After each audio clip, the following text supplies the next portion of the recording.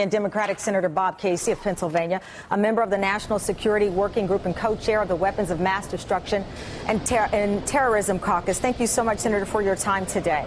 Thanks, first, Tamron. let me gauge the temperature. We saw House leadership come out today in support of the president's actions. But as I pointed out, you have people on both sides who are saying that there needs to be more answers to the questions we may hear in about 30 minutes. Where do you stand today, sir? I'll vote in favor of the resolution based upon a lot of evidence that's been presented both in the public record and in I've had 2 classified briefings now. But I think for members who are not yet decided or are still thinking about this and maybe even leaning no, that's what these days are for, where, as you and Kelly were discussing, members can come back here on multiple occasions to get briefings. I had one today, I had one last week, a smaller briefing, but there'll be another briefing on Thursday and on Friday. So there'll be plenty of opportunities for larger briefings and even some opportunities for very specific briefings. I think once that happens and once that process plays out and when we're reaching the point at which we're voting, I think it'll pass, but it's still got we still got some work to do. And I would argue that's our work to do as well as the administration.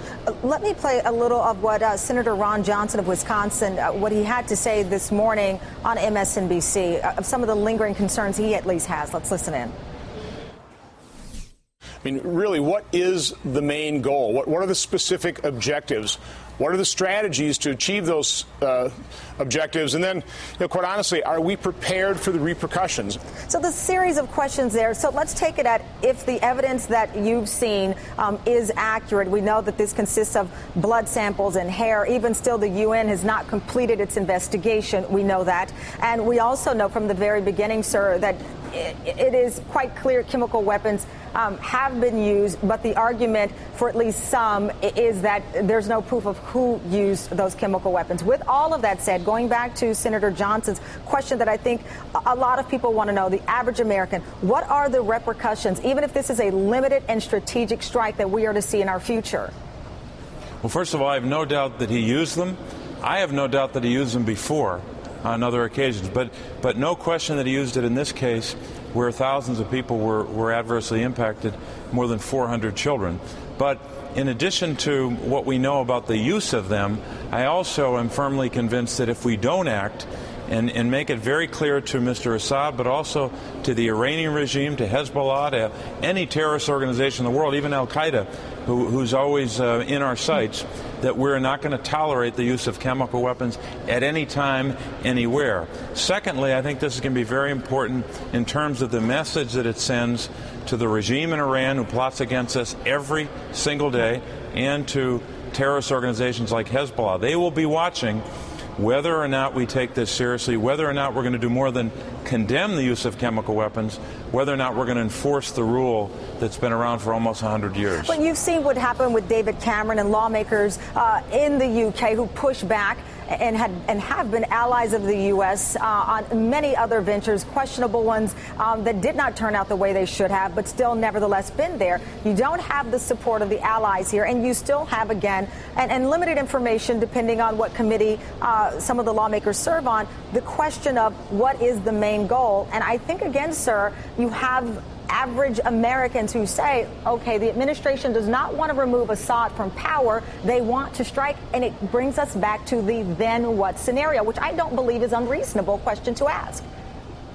No, there's no question that in terms of the debate, we're still in the early stages. So the administration has to make it very clear about what the goals are. Members of Congress do as well as we're deliberating and debating.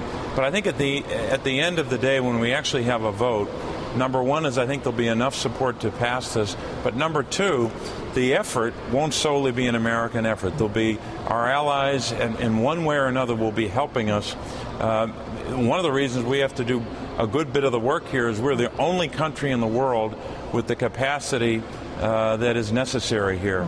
That doesn't mean the French and folks in the Middle East and others won't be helping us. Right. But I don't think at the end of the day there'll be any doubt that this is an allied effort, a concerted effort by a number of countries to say chemical weapons are illegal and their use will be not only condemned, but will be the subject of reprisal and action. Why do you believe that you've been so quickly convincing? You point out we're in the early stages of this debate, but obviously you've come to your conclusion at this point. Why do so many other lawmakers, again on both sides, Republicans and Democrats, need to be given more information or coerced, if those are the right terms to use? Obviously, we've not spoken to every lawmaker.